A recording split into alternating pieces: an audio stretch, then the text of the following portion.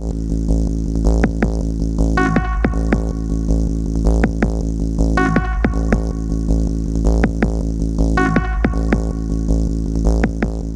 everybody, I'm Philip. I'm Justin. And together we are Pajamas. And we just finished episode 10, literally, a few minutes back. We're now going to episode 11, farther into the home stretch of the official 13 season block of season 4. Only 3 more to go. And I'm still waiting, Doctor Who, you still owe me at least one Dalek episode. Ooh. You have between now and the end of this season, and we're getting close to the end of the season. The end of the official season. Yes. I know some people count these specials, the 75 million specials, as part of the season. We're only counting the first 13 right now as season 4, with a very long bridge thing. So when we do Medal Ceremony, it will just be on the 13 episodes from season 4 in a box. Which will probably make it easier considering how great these episodes have been lately. It'll be interesting for sure. But yes, we're on to episode 11, and yeah, you ready? Yes. All right, let's do it. Without further ado, let's get into it.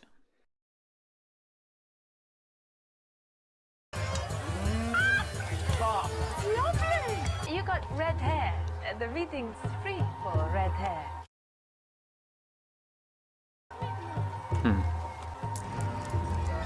Uh-oh. I see the future.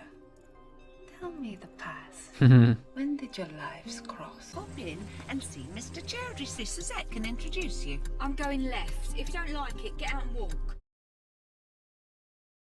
City executives don't need temps except for practice.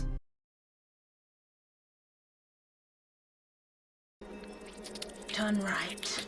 Turn right. And change the world. An interesting what-if episode. Yeah. All right. Let's. Just look at the sky. It's a star. It's a Christmas star. And where is he now? Over. We found a body, sir. Over.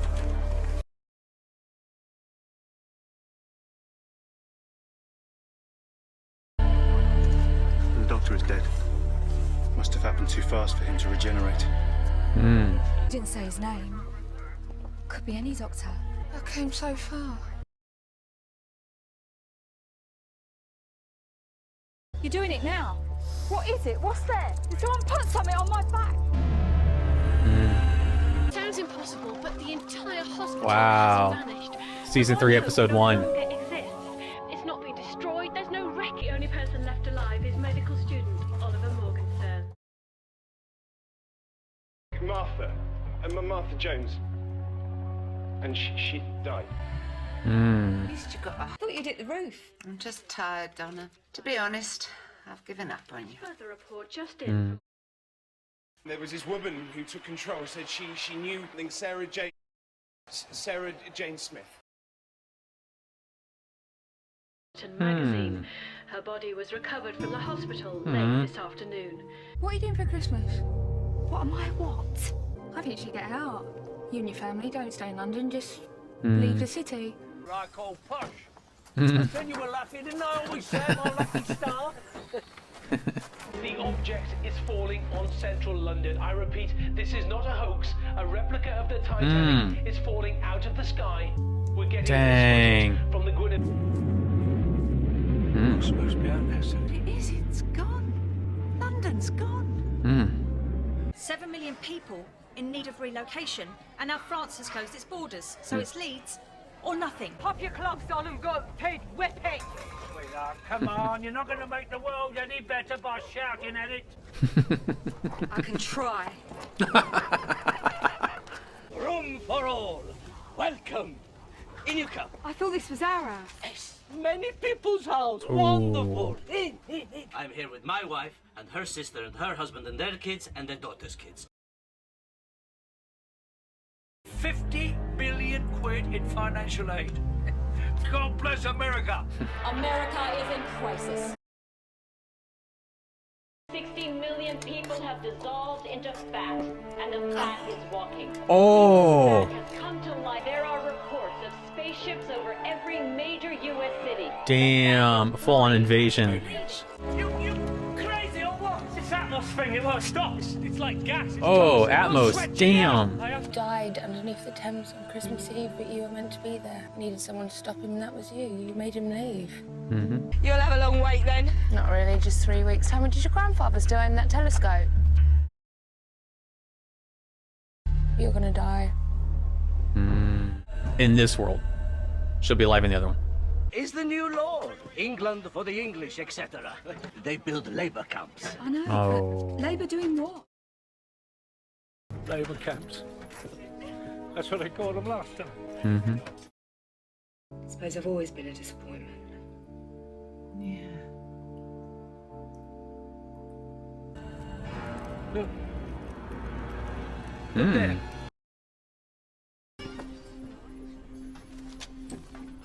No way.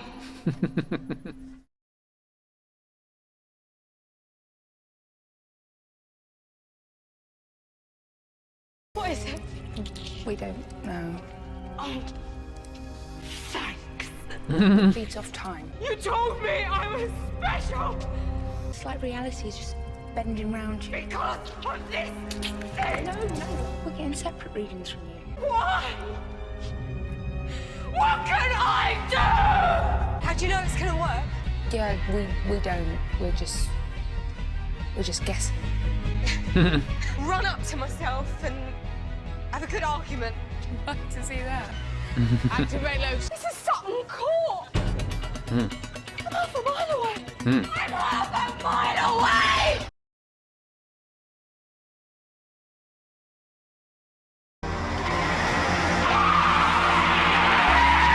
Traffic's stopping. Something must have happened. Tell him this. 2 words. Parallel worlds are sealed off. Yeah, but you had one created around you. I'm nothing special. Yes, you are. You're brilliant. But she told me to warn you. She said 2 words. Bad wolf.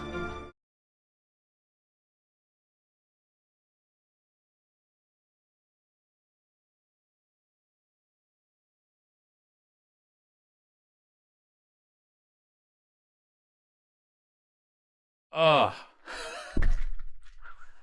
I legit have goosebumps. Holy crap. Wow. Holy crap. Ugh.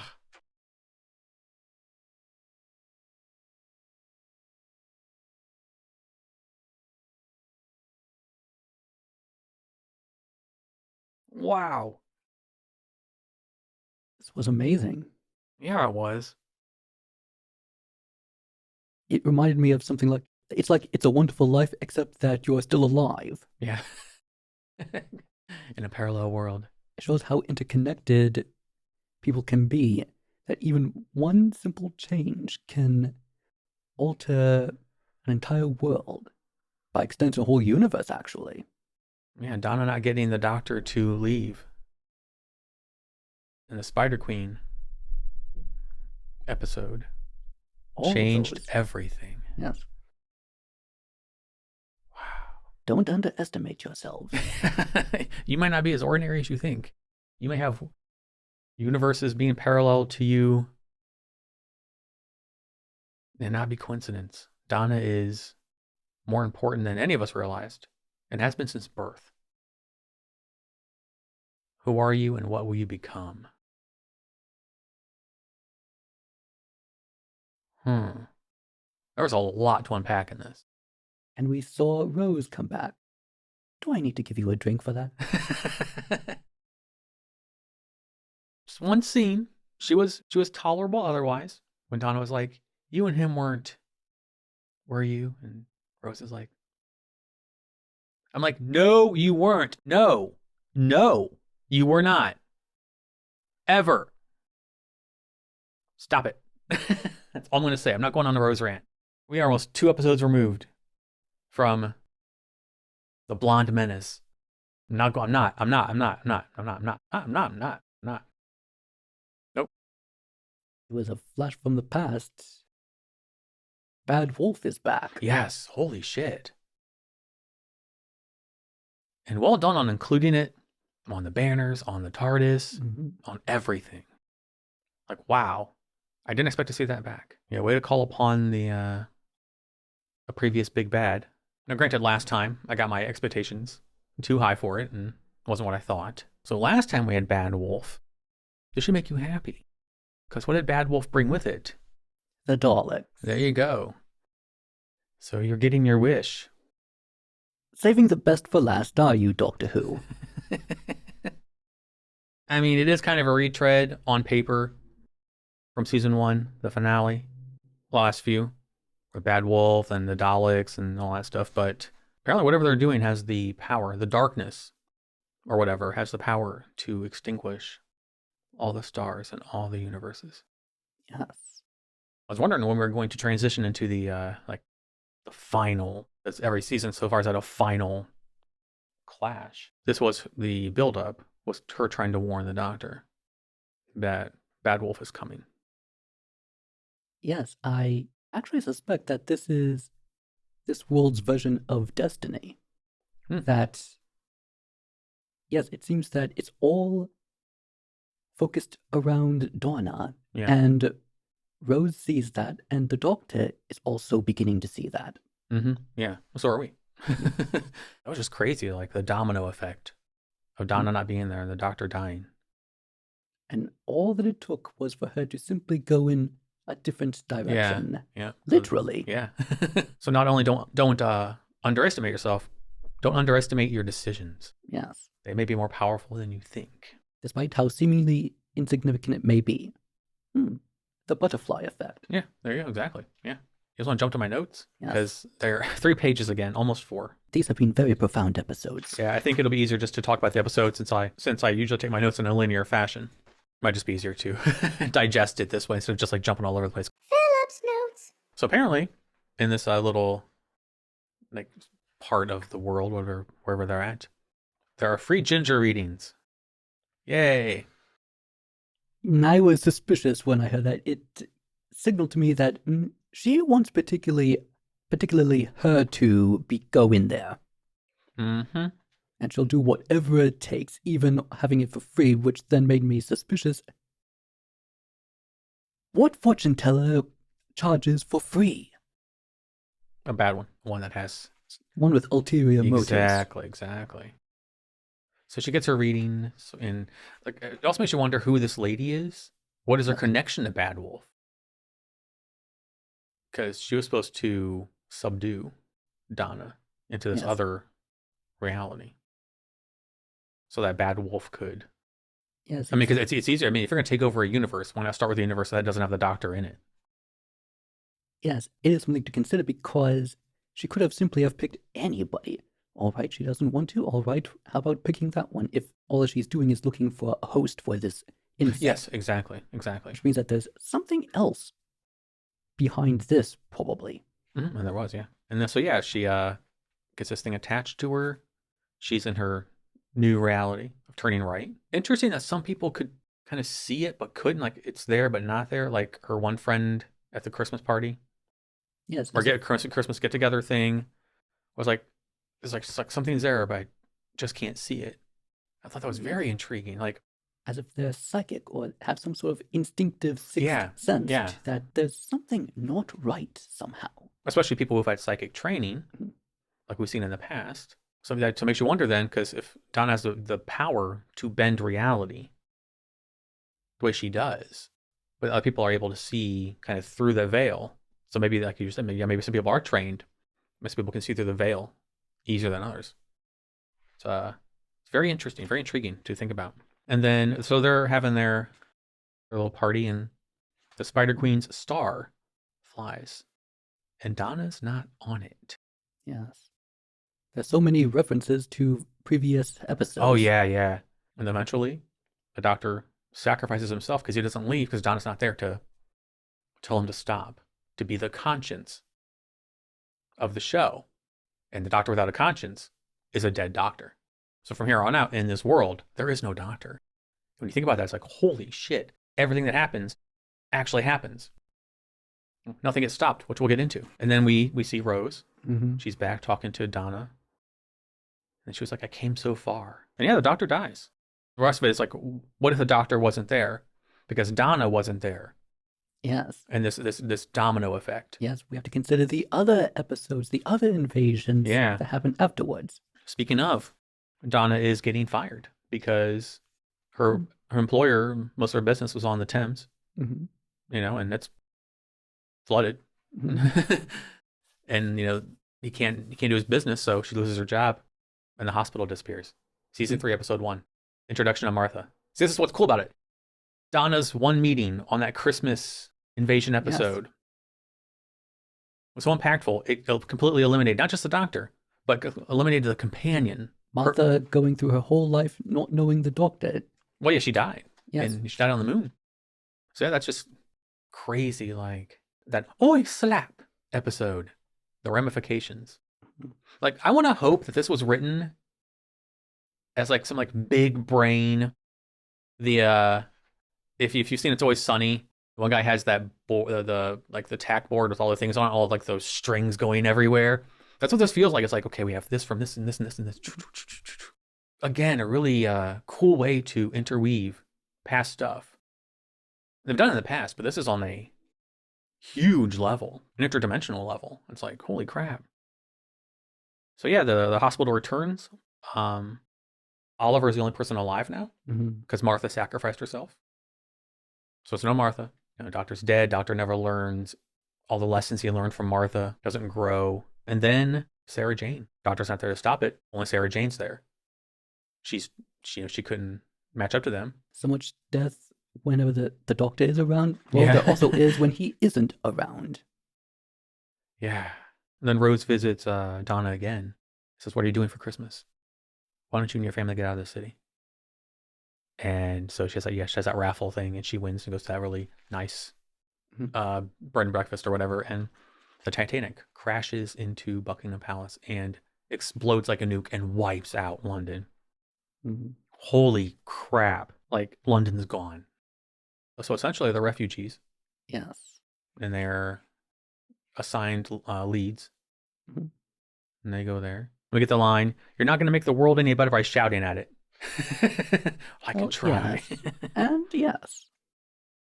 Then they get to their house. They find out it's many people's house. Yes. Ooh. Each individual room is basically a house, sort of like a dorm or an apartment, but all squished into one house. I would have such a hard time with that. I have a hard time sharing a house with my own apartment in it with 2 other apartments. And then the granddad says, America will save us. God bless America. 60 million Americans are dead because they were turned into fat. So that race of people came and not only invaded, but like every major city is being hit and turned into fat. Yes.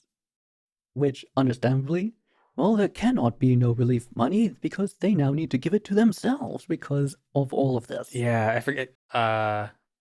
Adipose. Adipose is what they were called, the place, yeah. They won too, with all these different invasions, all these different things like happening. And then, yeah, there's the refugees, you know, they say, you know, there's a line, we don't even get a vote. We don't matter. And that was the huge thing in this episode, is not mattering. Like, when do you matter? When don't you matter? And then they're inside their little refugee house. We hear gunfire outside. And they run outside, and the guy's trying to fire at the Atmos thing. So, genius guy. And the Sontaran plan. I assume that, and obviously they were going through with their plan. And then finally something good happens. Because the sky lights on fire, like it did in that episode. And it's Torchwood. Yes. They step in. At least there's still Torchwood, but even they cannot stop the stars from going out. Yeah. And then before that, we had that one soldier saying, turn around and show me your back. I was like, and then we had this bit of exchange. Rose says, something far worse is coming from across the stars. What is the darkness? Rose tells her, if you come with me, you're going to die. I said it during the episode. It's just like Rose dying, like, or she's dead in this universe, but in the other universe, she's still alive, that kind of thing. And then, the most uncomfortable part of the episode, We find out England is for the English. Yes, when that explosion of London happened, it had some tones of, reminding me of something like the Blitz. Mm-hmm, mm-hmm. And, well, something World War II related. Well, here's another World War II reference. Yep. Those poor, nice people are being sent to labor camps. And Granddad's like, it's happening again. And it was just like, yes, that like your heart just drops into your stomach. It's just like, oh. That part of history that should never come back came back. Yeah, it's repeating itself. And that poor man, as he's getting on the truck or whatever, is so happy, like, goodbye. And then they're sitting on the car and they're all crying because they know. Fuck. Like back then, they've heard the rumors. They know what's really going on. Yeah. Yeah, that was tough. That was really tough. Then Rose tells Donna that 3 weeks, the telescope. Donna's there, 3 weeks, telescope with her granddad. Stars start going out because the granddad can't find Orion because it's gone. And then Leo stars start going too. And then Donna goes. Then we get the "were you and him" line. I've discussed it. Moving on. Then Rose asks Donna, "Do you want to see it?" The thing on her back.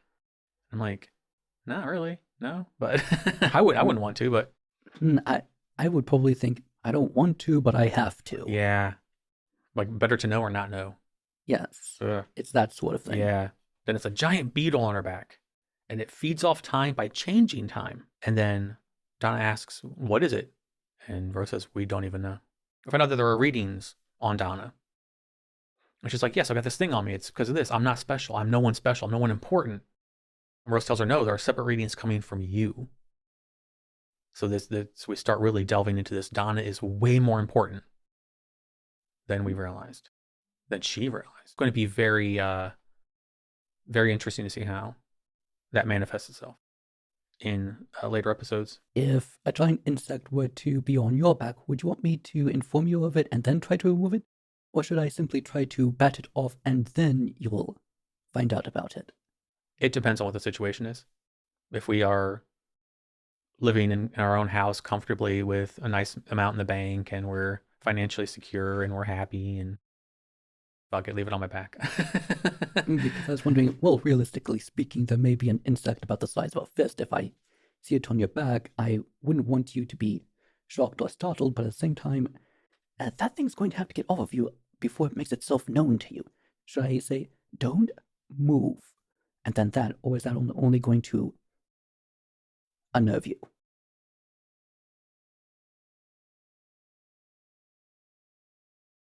And then we start hammering the point home, Donna thinking she's ordinary versus being important. And hats off to Donna as acting in these scenes. Like, she's like, what can I do? Poor, even her fucking mom. She's like, I've always been a disappointment. Yeah. Oh, damn. And good acting by the mom in that scene, because the mom just looked gone, drained. Like there was nothing left. Not even having to do anything, just like being there, just emoting with just an expression. Yes. Really good. We find out that Donna has to make herself turn left somehow, but she's half a mile away from the intersection with 4 minutes to get there. Yes. Whew, holy crap. Yes, she cannot run all the way there. She's going to have to think of something else. And then Donna asks on her way out of the time machine, if I change things, I don't die, right? And Rose just says, I'm sorry. Ooh. Donna steps out in front of that vehicle, gets hit, causes a traffic jam. Yes.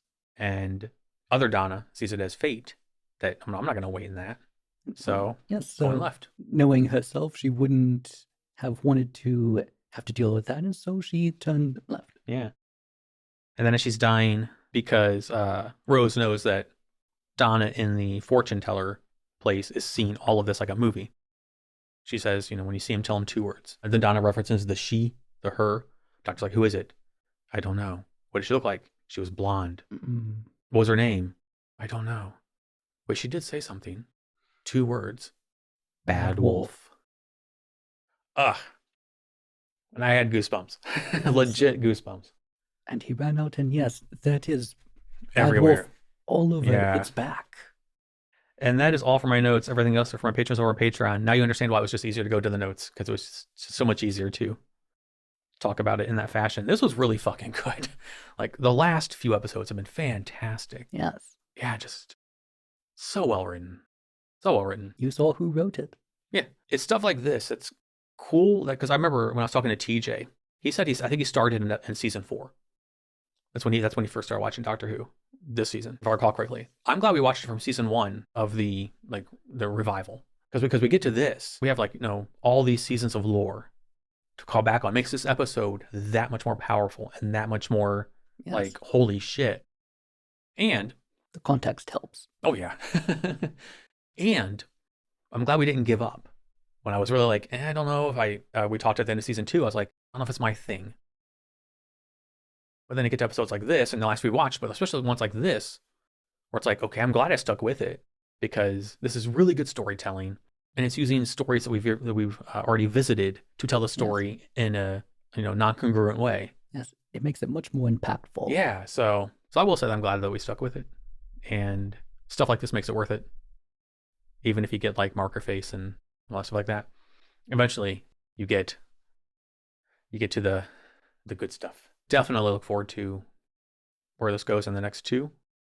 I'm assuming we get your favorite back, but I hope it's different. I hope this isn't a bad wolf retread from season 1, I guess is what I'm saying. Do you mean that it isn't a sort of copy and paste and it's simply that story set all over again? Well, it's Bad Wolf, and it ends up being the Daleks, and then Donna has to absorb the TARDIS and then divides them in half, and then Doctor has to take the TARDIS out of her, and then the Doctor has to change because took the TARDIS out of her. But so far, that's just me being like, the glass is half empty, glass half full. This episode, there's so much potential coming out of this, so I am 100% interested and intrigued and on board for the upcoming stories. Which sadly we'll have to wait until next weekend because we only have one night. So yes, it's a shame because this is a very suspenseful place to end. Yeah, it is. Well, someone wanted to watch another one. We could have left off on the train cars. Who am I kidding? I wanted to watch it too. I'm hoping it sticks to landing. I guess that's what I'm getting at. So we'll find out. Right? Is there anything else you'd like to add about this really good episode? No. Okay. Well, it's going to wrap this one up.